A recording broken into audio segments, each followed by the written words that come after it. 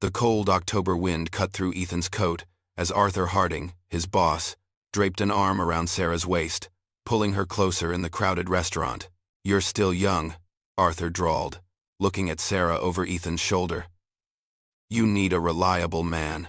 The words, heavy with implication, felt like a physical blow, leaving Ethan exposed and breathless as Sarah shifted uncomfortably, avoiding his gaze. Ethan Miller, a 5-year-old coder, arrived home on a crisp October evening. He immediately noticed an expensive, unfamiliar black Audi parked in his driveway.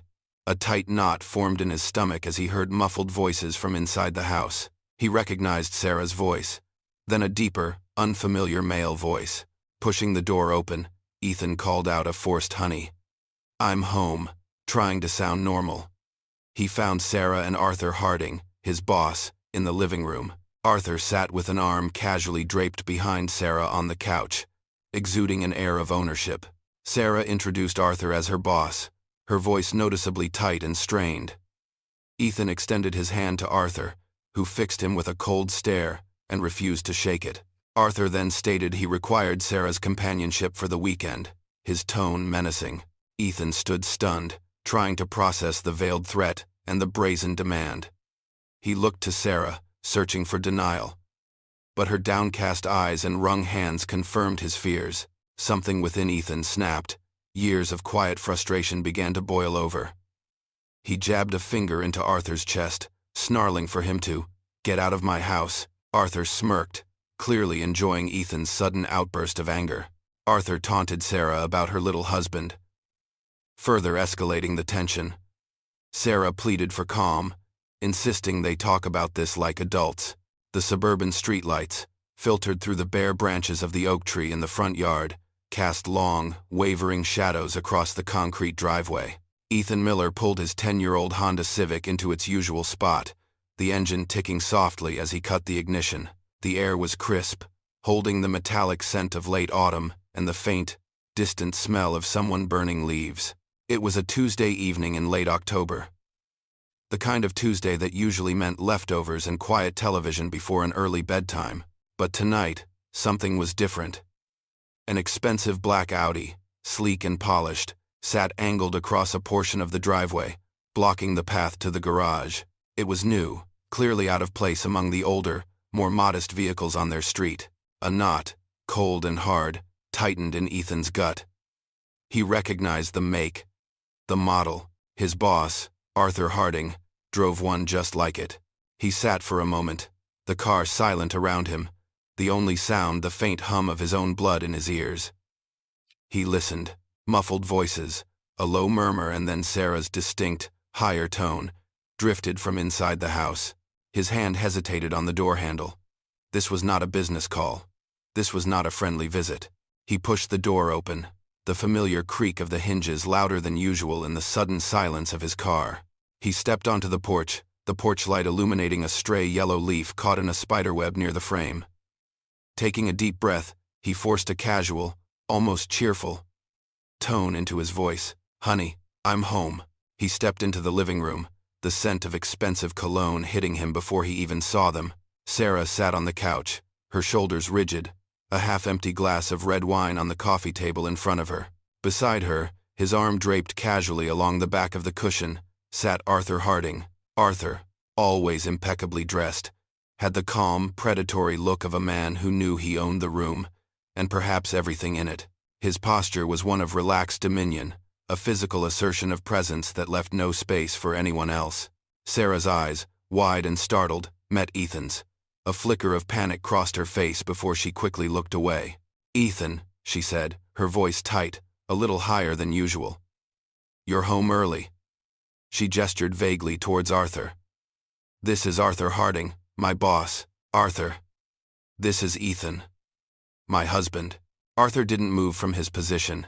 He simply turned his head, his gaze sweeping over Ethan from head to toe, slow and deliberate, like a prosecutor assessing a witness. Ethan, feeling the blood rise to his face, extended a hand. It felt like the right thing to do, the polite thing. "Nice to meet you," he managed, the words catching in his throat. Arthur's eyes, cold and unwavering, fixed on Ethan's face. He didn't offer his hand. He didn't even acknowledge the gesture. Instead, a slow, almost imperceptible smile played on his lips. "I actually require Sarah's companionship for a corporate retreat this weekend," he stated, his voice a low rumble that carried an unmistakable edge of menace. "Out of town. Very important. She'll need to leave first thing Friday morning." The words hung in the air, heavy and solid. Companionship. Retreat. The implication was clear, sharp as a blade. Ethan stood frozen, the blood draining from his face. He felt the familiar walls of his carefully constructed world begin to crack. He looked at Sarah, searching her eyes for a denial, a protest, anything that would contradict the brazen demand. But her gaze was fixed on her hands, which she wrung together in her lap, knuckles white. Her silence was a confirmation. Her avoidance was a confession.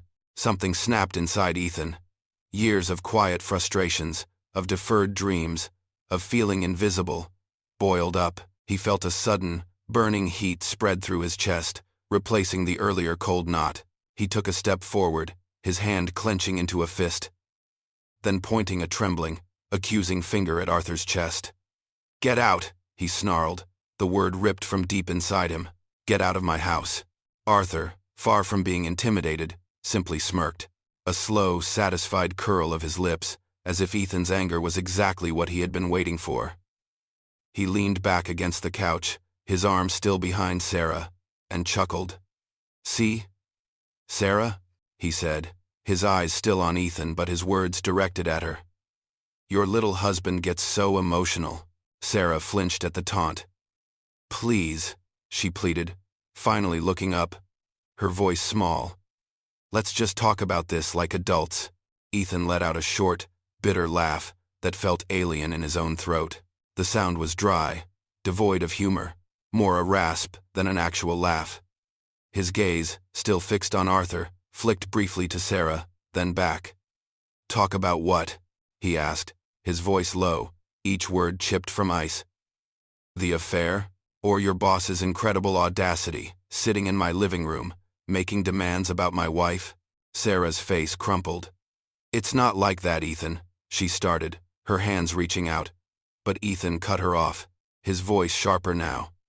"Then what is it like, Sarah? Tell me, how long has this been going on?" Arthur, still leaning back, a smirk playing on his lips, interjected with a low, knowing chuckle. "Does it really matter?" he drawled, his eyes glinting. He turned his head to Sarah, a chilling possessiveness in his gaze. "Your wife knows where her bread is buttered, don't you, sweetie?" Something in Ethan's vision reddened. The cold, analytical part of his brain, the part that processed code and logic, simply ceased to function. All he saw was the smirk, the casual cruelty, the way Arthur spoke to Sarah as if she were a possession. Without thought, fueled by a sudden, violent surge of adrenaline, Ethan swung, his fist connected solidly with Arthur's jaw. The sound was a dull thud, followed by a grunt of surprise. Arthur stumbled back, his head snapping to the side, his smirk replaced by a contortion of shock and pain. He crashed into the heavy oak bookcase, rattling the framed photos and ceramics. Sarah shrieked, a high, piercing sound of pure, aghast horror. Arthur rubbed his jaw, his eyes narrowing, filling with a cold, dangerous fury. "You have no idea who I am, Miller," he growled, his voice thick with threat. "The connections I have. You just signed your own death warrant." Ethan stood his ground, his hand still throbbing from the impact, his chest heaving. "This is my home," he retorted, his voice trembling slightly but firm. "And that's my wife." Arthur recovered, straightening up, his gaze filled with venom. He sneered, a slow, ugly twist of his lips. "Your wife? She's been mine for months now. Tell him, darling. Tell your pathetic excuse for a husband how you moan my name." Ethan's head snapped to Sarah. His eyes pleaded, begged for a denial, a furious repudiation of Arthur's words. But Sarah remained silent, her face a mask of guilt, her eyes downcast, fixed on the scuff marks on the rug. Her silence was louder than any confession. It confirmed everything. "How could you?" Ethan whispered, the words barely audible, his voice cracking, raw with a pain that ripped through him. Tears welled in Sarah's eyes, finally overflowing and streaming down her cheeks. "I'm sorry, Ethan," she choked out, her voice broken. "It just happened." Arthur, seeing her confession, seemed to regain his smug composure. He adjusted his jacket, a triumphant glint in his eyes. "Now that we've cleared that up, Miller, I suggest you leave. Before things get even worse for you." Ethan shook his head, a stubborn defiance setting in. "No," he said, his voice stronger now, clearer. "I'm not going anywhere." Arthur's face darkened. "You want to play hardball? Fine. I'll blacklist you. You'll never work in this town again. I'll take your house, everything. You'll have nothing." Ethan met his gaze, unflinching. "I'd rather be broke and homeless than let you walk all over me. Or her." He nodded towards Sarah. Sarah, looking utterly desperate, finally moved. She hurried towards Ethan, her hand outstretched. "Ethan, please, just go. Just for tonight. We can talk later, I promise." Ethan looked at her, truly looked at her. Her tear-streaked face, the pleading in her eyes. The pain in his chest solidified, turning into a cold, hard resolve. There was nothing to talk about. The easy camaraderie, the shared history, the quiet understanding they had built over years, all of it had been systematically dismantled by her choices. "There's nothing to talk about," he stated, his voice flat, devoid of emotion. "You made your choice. Both of you. Get out of my house." Arthur, surprisingly, seemed to accept the command. He straightened, smoothed his jacket, and headed towards the front door, expecting Sarah to follow. He paused. Looking back, a flicker of irritation on his face when he saw her still rooted to the spot, her eyes fixed on Ethan. "No," Sarah said, her voice quiet but firm. Arthur's expression hardened, a deep frown settling on his features. "I'm not going anywhere with him," she added, squaring her shoulders, looking directly at Arthur. Arthur's control snapped, his face twisted into a mask of pure rage. He took a step back towards her, his hand raised, a dark threat in his eyes. Ethan moved without thinking, a primal instinct taking over. He stepped between Sarah and Arthur, shielding her, his arms slightly out. "Ready." Arthur stopped, his eyes burning into Ethan's.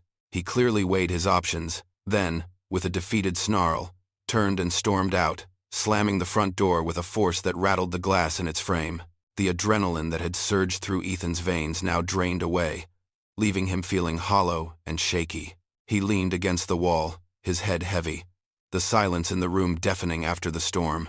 Sarah tentatively reached for his arm, her fingers brushing his sleeve. Ethan flinched away, recoiling from her touch as if it burned. She lowered her hand, her voice barely a whisper. 6 months, she confessed, her eyes still on the floor. It started at the company retreat. Ethan felt a wave of nausea. 6 months.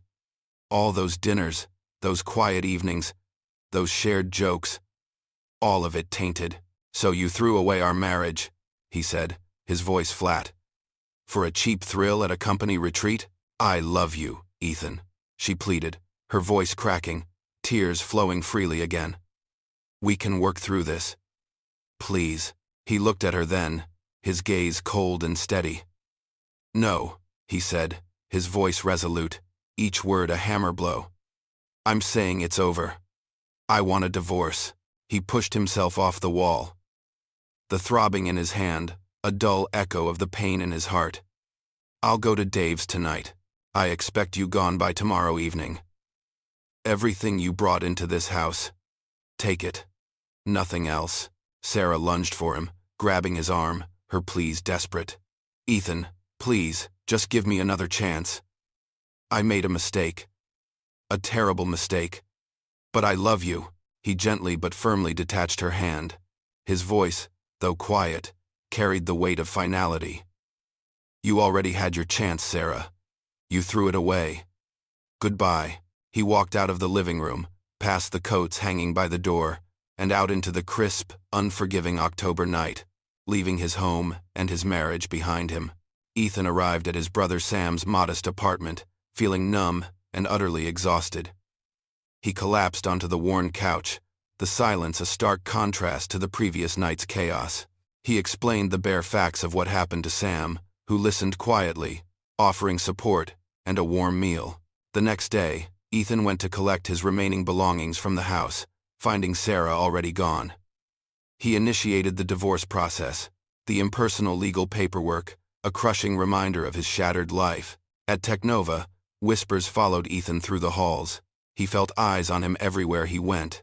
He was called into HR, given a vague explanation about restructuring and performance issues. Ethan knew it was Arthur's doing, a cold, calculated move to fulfill his threat.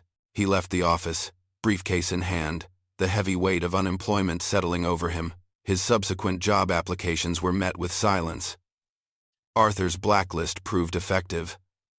A phantom stalking his career, Ethan began to drain his savings, the mounting financial strain adding to his already heavy emotional burden. Sam offered what help he could, but Ethan felt the growing humiliation and dependence. Sarah sent brief, remorseful texts, which Ethan consistently ignored, his hurt still too raw to engage. He spent most evenings staring at the walls, replaying past conversations, consumed by a dull, persistent ache. The heavy weight of paying the price began to press down, recognizing that he, not Arthur, was the one suffering. Beneath the sorrow, a quiet anger started to brew, hardening into a grim determination not to be broken. The glow of the television flickered against the window pane of Sam's small, tidy apartment.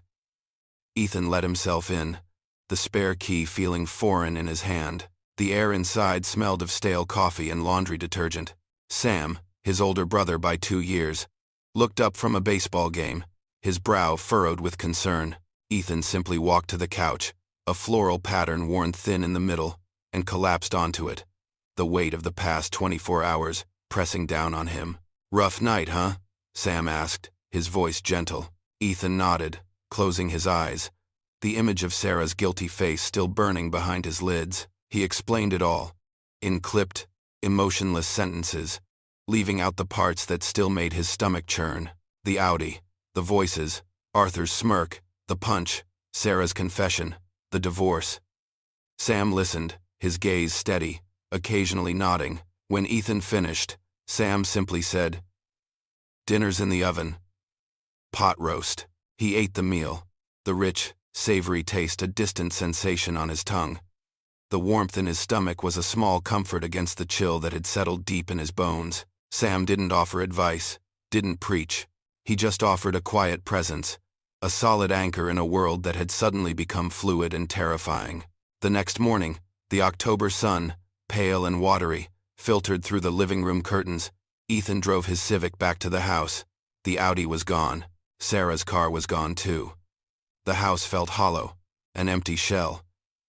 He moved through the rooms, the silence echoing his own emptiness.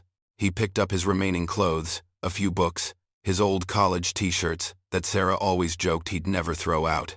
There was no note, no sign that she had been there, only the absence. He packed everything into 2 cardboard boxes and carried them out, feeling like a ghost in his own life. He started the divorce process the next week. The lawyer, a tired-looking man with a perpetually creased suit, spoke in dry, legal terms: alimony, asset division, child support. A bitter irony, as they had no children. Each form, each signature, was a stark, impersonal reminder of the life he was dismantling, the future that had shattered. At Technova, the whispers started almost immediately. He felt eyes on him in the hallways, hushed conversations that stopped abruptly when he passed. The casual greetings from colleagues grew strained, their smiles brittle. He was called into HR 3 days after the incident. Mr. Henderson, a man Ethan had seen only in orientation videos, sat across from him, his face grave. "Ethan," Henderson began, his voice practiced, "we've had to make some difficult decisions regarding restructuring, and frankly, there have been some performance issues." Ethan listened, his hands clasped tightly in his lap. He knew.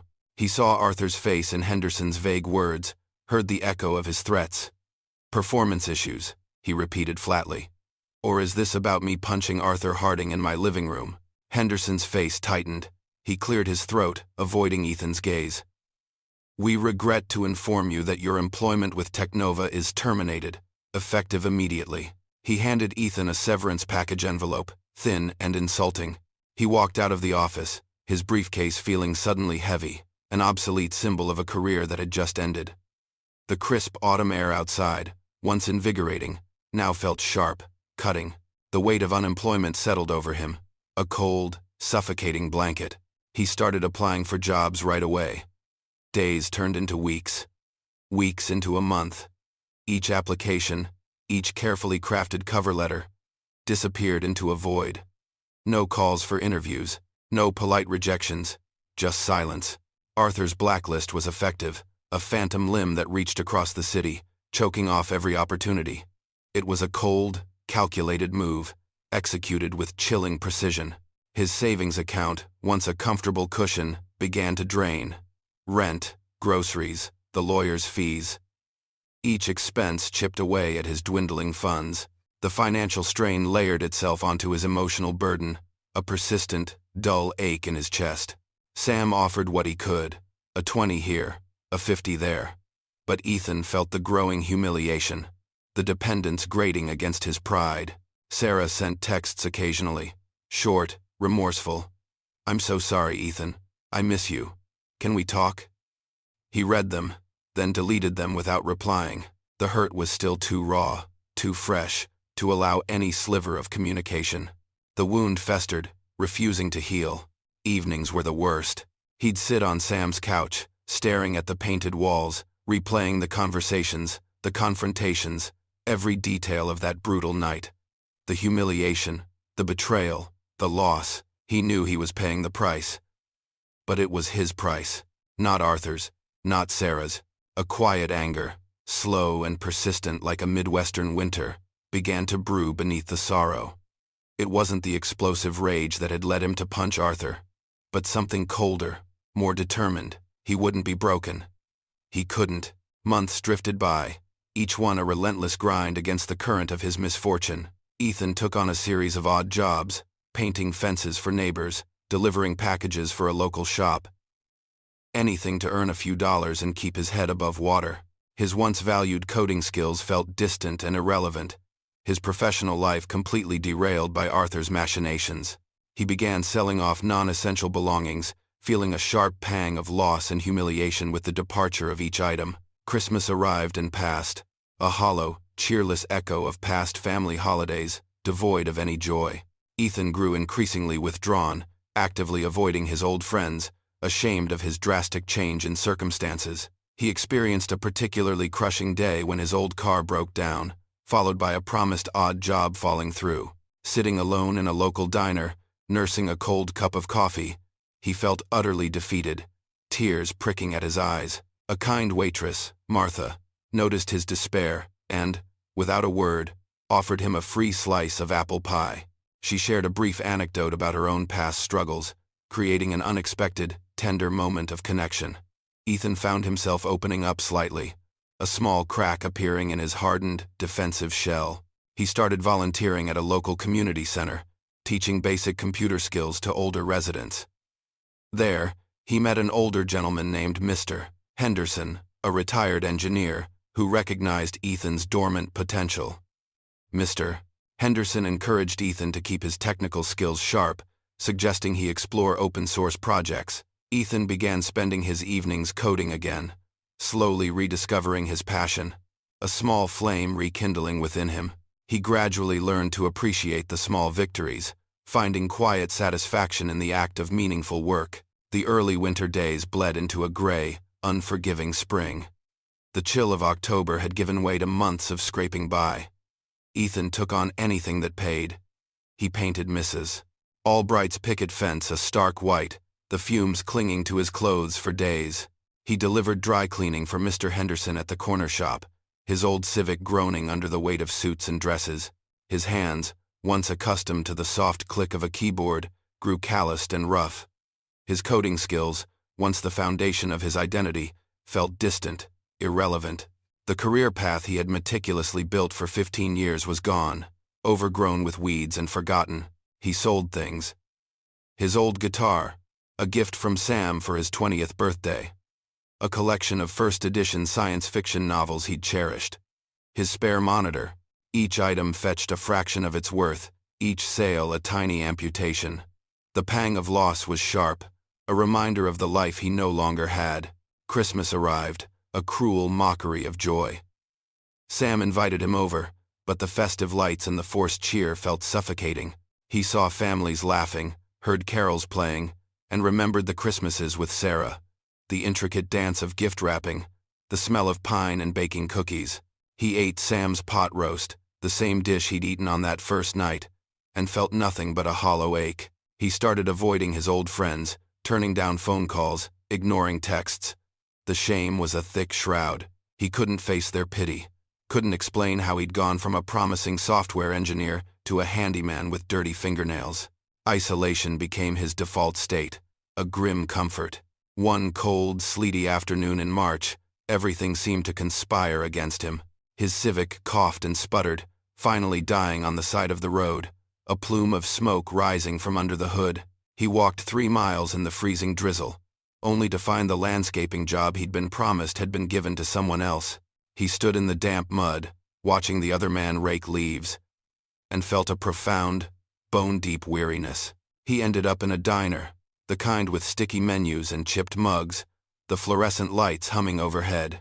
He ordered a coffee, then watched it grow cold, his reflection in the dark liquid a pale, gaunt stranger. He felt utterly defeated, the kind of defeat that steals your breath and makes your throat ache with unshed tears. He was close, closer than he'd been in months, to simply giving up. A waitress, a woman named Martha with kind eyes and tired lines around them, approached his booth. She placed a slice of apple pie in front of him, the crust golden, a small dollop of whipped cream on the side. "On the house, honey," she said, her voice soft. "Looks like you could use it." Ethan looked up, surprised, then mumbled a thank you. He hadn't ordered pie. Martha leaned against the table, wiping it with a damp cloth. "My husband left me with 3 kids and a pile of debt once," she said, her gaze distant, remembering. "Thought I'd never see the light again. But you know what? You just keep putting one foot in front of the other. It gets better." She didn't press, didn't ask questions. She simply shared a small, unbidden piece of her own past, an unexpected connection. He ate the pie, slowly, the sweetness of faint warmth in his mouth. He found himself talking, a crack forming in his hardened shell. He didn't go into details, just the broad strokes of loss, of being out of work, of not knowing what to do. Martha listened, nodding. A few weeks later, still struggling to find steady work, Ethan saw a flyer at the community center. Volunteers needed. Basic computer skills for seniors. He hesitated, then signed up. It was only an hour a week. But it was something. He started teaching older folks how to send emails, how to navigate simple websites, how to video chat with their grandchildren. It was mundane work, far from the complex algorithms he used to build. But there was a quiet satisfaction in it. One of his students was an older gentleman, Mr. Henderson, a retired electrical engineer with sharp eyes and a perpetually curious mind. Henderson quickly saw past Ethan's rough exterior, past the odd jobs. He saw the flicker of intelligence, the quick grasp of concepts. "You've got a good head for this, son," he said one afternoon, watching Ethan patiently explain file folders. "Don't let it go to waste. You should keep those skills sharp." Ever looked into open source projects? The suggestion felt like a faint light in the encroaching darkness. Open source. Something he could do from Sam's apartment, with his old laptop. No boss, no blacklist, just pure code. He started spending his evenings hunched over his laptop again, debugging code for a small online community, contributing to projects, rediscovering the logical puzzle of it all, the familiar click of the keys, the satisfying rush when a line of code finally worked. It was a small flame, but it was rekindling. He learned to appreciate these small victories, the quiet satisfaction of meaningful work, a sense of purpose slowly returning. Sarah, after leaving Ethan, discovered her life with Arthur was far from what she had imagined. Arthur's initial charm quickly faded, revealing a demanding and controlling personality. He treated her less like a partner and more like a mere possession or a trophy to display. She witnessed his dismissive behavior towards others and his increasingly ruthless business dealings. Sarah began to feel profound isolation, regretting her choices and longing for the simple, honest life she once shared with Ethan. Meanwhile, Arthur started experiencing minor setbacks in his business ventures. His aggressive tactics were beginning to attract scrutiny. Ethan, conversely, was quietly building a robust portfolio of open-source work, gaining silent recognition within the online coding community. Despite still facing financial struggles, his spirit was gradually mending, showing signs of quiet resilience. He expanded his role at the community center, beginning to mentor several young people, which provided him with a renewed sense of purpose. One day, Sarah unexpectedly spotted Ethan volunteering, noting his leaner physique and a newfound, calm strength in his demeanor. A profound wave of guilt and regret washed over her as she fully grasped the depth of what she had lost. Arthur's company then faced a significant public relations crisis stemming from an ethical breach, generating widespread negative press. Ethan observed these events from a distance, feeling a grim satisfaction but notably devoid of malice. The price Arthur had boasted about seemed to be catching up to him, but in an entirely different, more public way. Ethan applied for a small, remote coding job, which he had discovered through Mr. 2S Curry, Henderson's professional network. Sarah's new life, the one she had envisioned as a thrilling escape, quickly began to show its true colors. Arthur's charm, so potent in the beginning, proved to be a thin veneer. Beneath it lay a demanding, possessive nature. He expected her to be always available, always perfectly dressed, always ready to play the part of his polished companion. The casual arm draped around her waist in public morphed into an expectation of constant presence. A subtle but firm hand on her arm, guiding her, owning her. She was a trophy, a beautiful accessory to his power, not a partner. She watched him at parties, saw the dismissive way he spoke to his employees, the cold calculations in his eyes when he talked business. His ruthless efficiency, which had once seemed so impressive, now appeared simply cruel. He was always chasing the next deal, the next conquest, leaving a trail of bruised egos and broken promises in his wake. The grand house, the expensive dinners, the designer clothes, they were all isolating. She found herself alone much of the time, the emptiness louder than any of the city's background hum. She started to regret her choices, a dull, persistent ache forming in her chest. She found herself thinking of Ethan, the quiet evenings, the shared jokes, the simple honesty. A life that had once seemed ordinary now shimmered with an unattainable warmth. Meanwhile, Arthur's aggressive business tactics, once lauded as ingenious, began to draw scrutiny. Small articles appeared in local business journals, questioning the ethics of some of his deals. Nothing major, not yet, but a subtle shift in the perception of his company. The foundation, though solid, began to show hairline cracks. Ethan, oblivious to the unraveling of Sarah's new life, was slowly, meticulously rebuilding his own. His portfolio of open-source projects grew, a testament to his quiet dedication. He learned new languages, tackled complex problems, and, for the first time in a long time, felt the genuine thrill of creation. Unburdened by corporate politics or deadlines, he was still struggling financially, the small odd jobs and his meager savings barely covering the rent at Sam's, but his spirit was mending. The anger had receded, replaced by a quiet resilience, a grim determination. He expanded his role at the community center. Beyond teaching basic computer skills, he started mentoring a few teenagers, showing them the ropes of coding, opening their eyes to a world of possibilities he had almost forgotten himself. He found a new purpose in sharing his knowledge, in seeing the spark of understanding ignite in someone else's eyes. One crisp afternoon, while walking past the community center, Sarah saw him. He was standing outside, laughing with a group of kids, demonstrating something on a small tablet. He looked leaner, his hair a little longer, but there was a light in his eyes, a quiet strength in his posture that she hadn't seen in him for years. A wave of guilt, sharp and immediate, washed over her. She saw the honest work, the genuine connection, and realized, with a sickening lurch, the true depth of what she had traded away. She quickly turned away, hoping he hadn't seen her. Around the same time, Arthur's company faced a more significant public relations crisis. An investigative piece broke, detailing an ethical breach involving unfair labor practices overseas. The bad press was relentless. The company's stock took a hit, and clients began to express concern. Ethan read the articles on Sam's old tablet, a sense of grim satisfaction settling over him.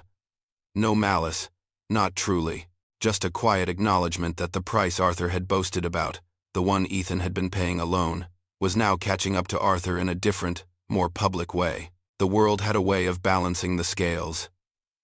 Sometimes, as the news cycled, Ethan, through Mr. Henderson's quiet network of retired engineers, learned about a small, remote coding job for a non-profit. It was part-time, project-based, and paid modestly, but it was real. He sent in his application, attaching his growing open-source portfolio. He was ready. Life's costly choices unfold in unexpected ways, for everyone involved. Stick around to the end to see how they play out. Ethan secured the remote coding job, providing him with a small but stable income, enabling him to rent a tiny apartment of his own. He worked diligently, his focused dedication and skill earning him consistent praise from his new colleagues. Soon, news broke that Arthur Harding's company was under official investigation for significant corporate malfeasance. Arthur's aggressive tactics and reliance on connections began to unravel as former associates stepped forward to testify against him. He faced multiple lawsuits and widespread public disgrace, watching his once formidable empire slowly crumble. Ethan felt a distinct sense of vindication, yet it was tempered by the understanding that true justice was often a complex and nuanced affair. Sarah, by now completely estranged from Arthur and facing her own repercussions, eventually sought out Ethan. She found him at the community center, appearing healthier and more at peace than she had ever seen him. She offered a sincere apology, expressing deep regret and acknowledging the profound mistakes she had made. Ethan listened calmly, acknowledging her words without interruption, but told her plainly, "I've moved on, Sarah." He displayed no anger, only a quiet understanding that their paths had irrevocably diverged and could not be rejoined. He wished her well, providing a gentle yet firm closure to their shared history.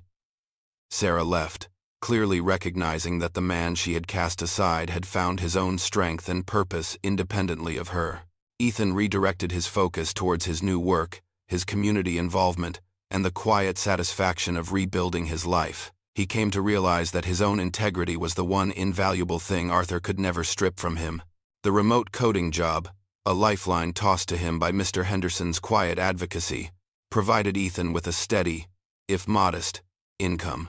It allowed him to finally leave Sam's couch, a move that brought both relief and a fresh pang of gratitude for his brother's unwavering support. He found a small, one-bedroom apartment in an older building, 3 blocks from the community center.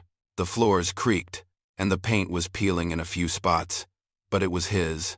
He bought a new, inexpensive desk and set up his laptop, the window overlooking a small, struggling maple tree that promised shade in the summer.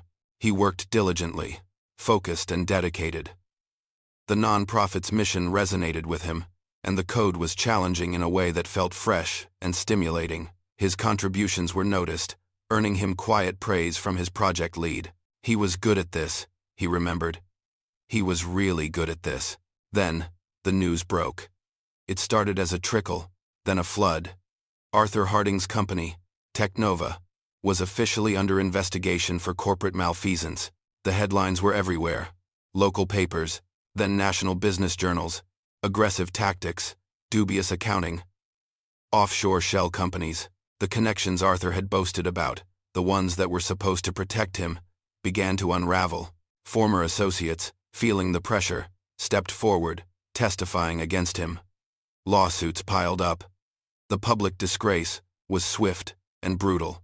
Arthur's empire, built on a foundation of ruthless ambition, began to crumble. Brick by painful brick. Ethan watched it unfold from a distance, the quiet hum of his laptop his only companion. He felt a sense of vindication, a grim satisfaction that the scales were, finally, tilting, but it was tempered by a deeper understanding. True justice wasn't a neat, clean thing. It was messy, often slow, and rarely brought back what was lost.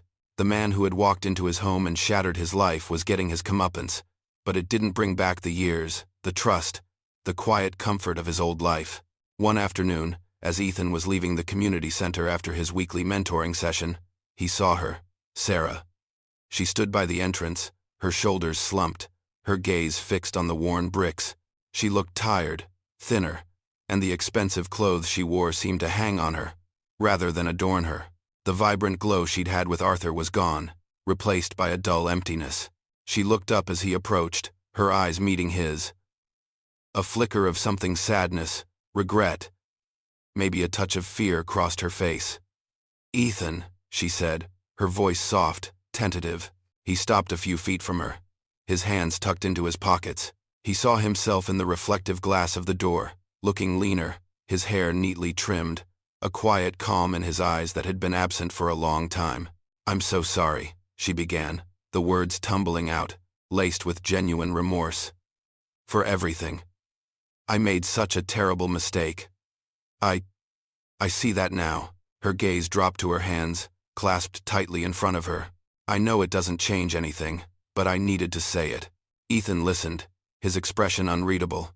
He felt no anger, no surge of the old pain, just a quiet, almost detached understanding. "I hear you, Sarah," he said, his voice level. "I appreciate you saying that." She looked up again, a desperate hope in her eyes. Can we talk?" He shook his head, a slow, deliberate movement. "I've moved on, Sarah." There was no bitterness in his tone, just a simple, unadorned fact. "Our path diverged. A long time ago." He saw the hope drain from her eyes, replaced by a fresh wave of grief. "I truly wish you well," he added, a gentle but firm closure to their shared history, to the years they had spent together. She nodded, a single tear tracing a path down her cheek. She turned, her shoulders even more slumped, and walked away, disappearing around the corner. She understood. The man she had thrown away, the man she had dismissed as her little husband, had found his own strength, his own peace. Without her, Ethan watched her go, then turned and walked towards his apartment.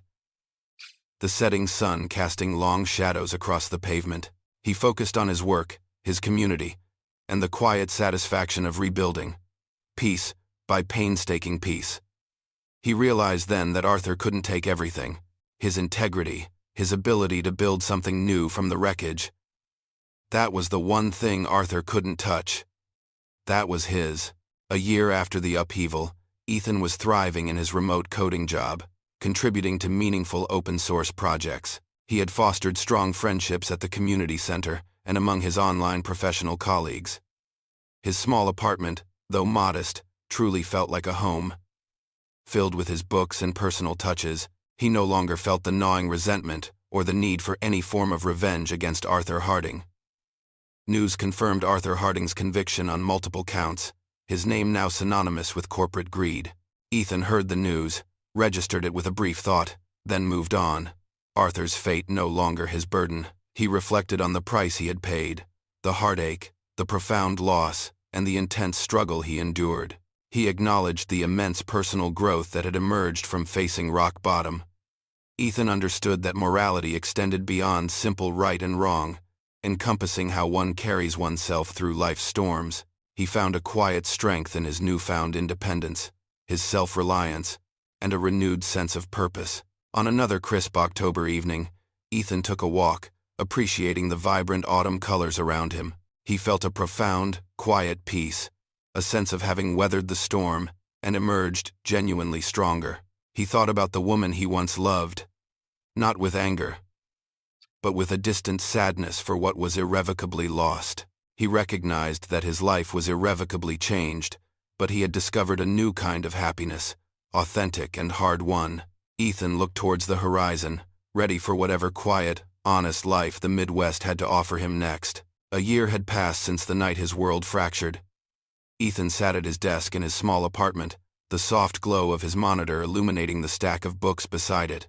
His remote coding job was stable, his contributions to open-source projects gaining a quiet respect among his peers. The community center had become more than just a place to volunteer. It was a hub for new friendships, a place where shared stories built connections. His apartment, though modest, was filled with his own things, reflecting a peace he hadn't known in years. The gnawing resentment, the need for revenge against Arthur, had faded, replaced by a quiet indifference. Arthur Harding had been convicted on multiple counts, his name a regular fixture in headlines about corporate greed. Ethan had read the articles, a brief thought acknowledging the inevitable, then turned the page. Arthur's fate was no longer his burden. He often reflected on the price he had paid. The heartache, the loss of his home, the long, grinding struggle of unemployment and rebuilding. It had been immense, but in facing rock bottom, in the quiet, methodical act of putting his life back together, he had found a strength he hadn't known he possessed. He understood now that morality wasn't just about right and wrong, but about how you carried yourself through the storm, how you chose to rebuild. There was a quiet strength in his independence, a deep satisfaction in his self-reliance, and a clear, unwavering sense of purpose. On another crisp October evening, the air carrying the scent of wood smoke and damp earth, Ethan took a walk. The trees blazed with reds and oranges, a stark, beautiful contrast to the fading light. He felt a quiet peace settle over him, a deep sense of having weathered the storm. He thought of Sarah, not with anger, but with a distant sadness for what was lost. His life was irrevocably changed, but he had found a new kind of happiness, authentic and hard-won. He looked towards the horizon, the Midwestern sky vast and open, ready for whatever quiet, honest life it had to offer him next.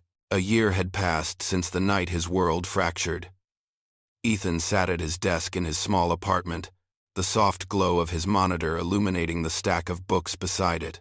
His remote coding job was stable, his contributions to open-source projects gaining a quiet respect among his peers. The community center had become more than just a place to volunteer. It was a hub for new friendships, a place where shared stories built connections. His apartment, though modest, was filled with his own things, reflecting a peace he hadn't known in years. The gnawing resentment, the need for revenge against Arthur, had faded, replaced by a quiet indifference. Arthur Harding had been convicted on multiple counts, his name a regular fixture in headlines about corporate greed. Ethan had read the articles, a brief thought acknowledging the inevitable, then turned the page. Arthur's fate was no longer his burden. He often reflected on the price he had paid. The heartache, the loss of his home, the long, grinding struggle of unemployment and rebuilding. It had been immense, but in facing rock bottom, in the quiet, methodical act of putting his life back together, he had found a strength he hadn't known he possessed. He understood now that morality wasn't just about right and wrong, but about how you carried yourself through the storm, how you chose to rebuild. There was a quiet strength in his independence, a deep satisfaction in his self-reliance, and a clear, unwavering sense of purpose. On another crisp October evening, the air carrying the scent of wood smoke and damp earth, Ethan took a walk. The trees blazed with reds and oranges, a stark, beautiful contrast to the fading light. He felt a quiet peace settle over him, a deep sense of having weathered the storm. He thought of Sarah, not with anger, but with a distant sadness for what was lost. His life was irrevocably changed, but he had found a new kind of happiness, authentic and hard-won. He looked towards the horizon, the Midwestern sky vast and open, ready for whatever quiet, honest life it had to offer him next.